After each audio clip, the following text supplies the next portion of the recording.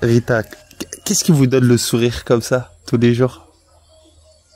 Je pense que c'est la joie de vivre. Et je veux dire, c'est aussi c'est une manière aussi de rendre grâce à Dieu qui nous a donné la vie. Le fait de sourire aussi, c'est une joie parce que je rencontre l'homme qui est créé par Dieu comme moi. Donc, tout ça, ça me donne de la vie. Le sourire, qu'est-ce que ça crée à l'intérieur quand on le partage? Pour moi, c'est une sorte de guérison. Le sourire aussi, c'est un message pour dire à l'autre que, quelles que soient les difficultés, il y a quelque chose de meilleur qui est, comme je peux revenir, à l'amour, qui est la joie, qui est le partage, qui est la rencontre de l'autre qui est différent de moi. Donc, c'est ça qui me donne le sourire. Et pour moi, le sourire aussi me donne la paix intérieure. Quand on a la paix intérieure, facilement on sourit, on dépasse facilement les difficultés de la vie. Comment atteindre cette paix intérieure au milieu de toutes les difficultés de la vie? Je pense que la paix intérieure, pour moi, je la cultive chaque jour. Et je demande cette grâce à Dieu de m'accorder cette paix. Parce qu'à moi-même, avec toutes ces difficultés, je ne pourrais pas. Mais aussi cette paix aussi, je la vis avec toute personne que je rencontre. Malgré les difficultés, essayer de surpasser. Ça veut dire, quand on sourit une personne qui est dans les difficultés, tu lui fais, voilà, faire comprendre que la vie est possible. Donc, pour moi, chaque jour, dans mes prières, chaque jour, à la rencontre de l'autre, cette sourire me donne la paix et donne aussi la paix à l'autre. Donc, c'est comme si c'était un message de vie qu'on donne.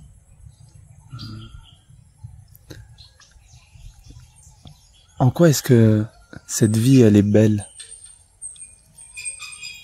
La vie, elle est belle en elle-même parce que je l'ai pas créée, je l'ai trouvée là. Donc, elle est belle parce que c'est une créature. Elle est belle parce que j'ai trouvé cette vie ici, je vais la laisser ici, belle, et j'ai le devoir d'entretenir cette vie.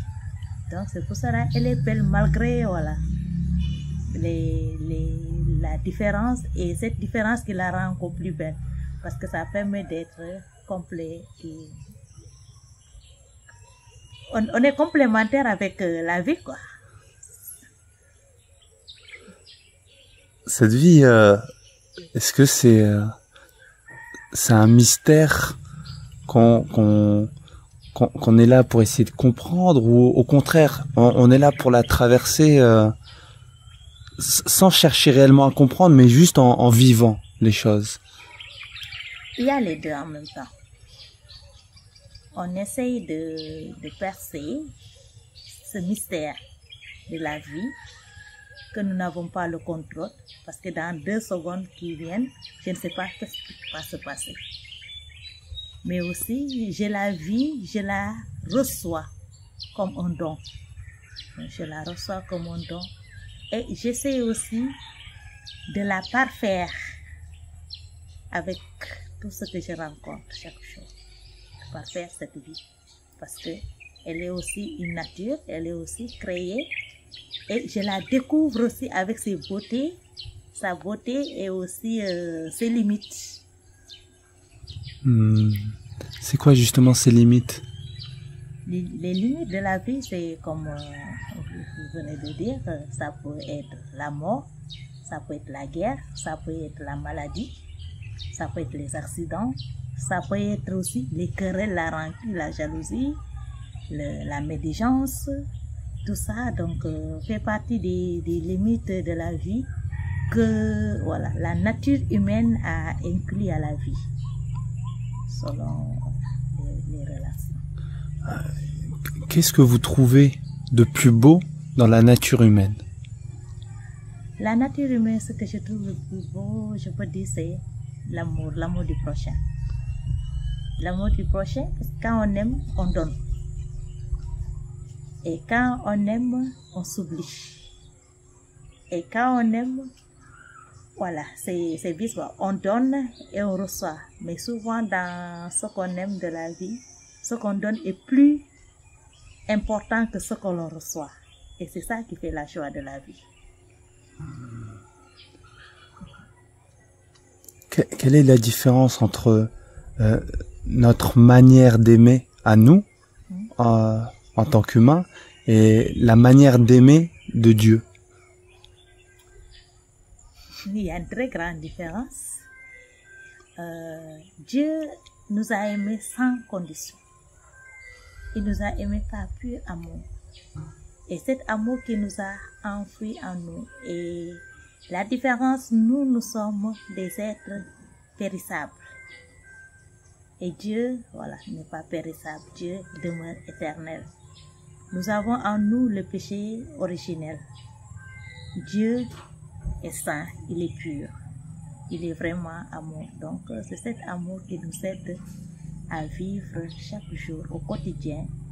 Et c'est cet amour aussi qui nous anime chaque jour à aller vers l'autre. Quand on manque de cet amour de Dieu, vraiment, voilà, on fait, je peux dire, on fait des bêtises. Et à chaque homme, quelle que soit la méchanceté de l'homme, il y a de l'amour enfoui en lui. Il y a l'amour enfoui, conscient ou inconscient. Nous sommes tous des êtres aimés. Comment faire pour se rappeler de ça, que nous sommes tous des êtres aimés? Pour se rappeler de ça, c'est essayer d'avoir des relations avec... des relations vraies en soi-même d'abord. Il faut s'aimer. Parce que quand on s'aime, on a de l'estime de soi. On parvient à dire que, oh, j'aime ça, je déteste ça. On va parvenir à aimer parce que je n'aimerais pas faire à l'autre ce que moi-même je redoute, je n'aime pas. Donc, d'abord, je me connais, la connaissance de soi. J'essaie de connaître l'autre chaque jour. Je sais ce que l'autre aime. Je sais ce qu'elle n'aime pas. Je sais moi ce que j'aime, ce que je n'aime pas. Donc tout ça, je me découvre, je découvre l'autre. C'est ça. En choisissant de consacrer votre vie à Dieu, qu'est-ce que vous avez appris de vous-même? Moi, ce que j'ai appris de moi-même, que je suis pur amour. Dieu m'aime tel que je suis. Il m'a appelé par pure grâce parce que je ne suis pas meilleure que les autres. Mais dans ma consécration, je suis appelée à me parfaire. Ça veut dire à vivre cet amour et à transmettre cet amour chaque jour aux personnes que je rencontre au quotidien, sans exception. Donc, ma joie de vivre aussi, je dis aussi, c'est une manière aussi de dire de l'amour de Dieu. Dire l'amour de Dieu à celui qui est dans les difficultés, à celui qui est dans la joie, aux petits-enfants, à toute personne que je rencontre. Donc, c'est aussi une manière aussi d'aimer. Parce que le Christ a donné sa vie sans demander quoi que ce soit. Il a versé son sang pour moi, pour nous racheter, pour donner la vie. Donc, la consécration est un don de Dieu. C'est un appel reçu.